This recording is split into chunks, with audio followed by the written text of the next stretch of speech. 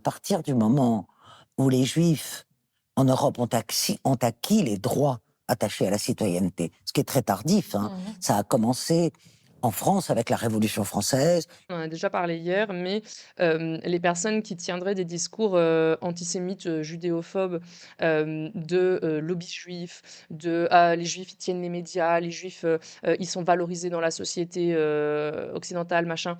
Ça n'a aucun sens. Ça n'a aucun sens parce que historiquement, tu vois bien que, les personnes juives ont été oppressées tout le long de l'histoire. Ça n'a aucun sens, historiquement, de dire: «Ah ben oui, les juifs, ils sont privilégiés et nanana, je sais pas quoi». Mais comment?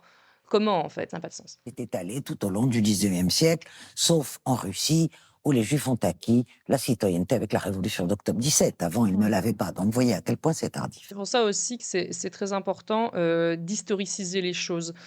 Toute chose n'est qu'un processus, historique et social. On peut pas, décontextualiser les choses et croire que, par exemple, le nazisme, c'est, juste, une bande de fous, qui, voilà, d'un seul coup, ont commencé à détester les personnes juives. Ça n'a pas de sens, ça n'a pas de sens. Enfin, judéophobie et l'antisémitisme, c'est quelque chose, qui, grandissait depuis des années et des années et pareil, d'ailleurs, ce n'est pas que des personnes juives qui se sont retrouvées dans les camps, vous savez bien.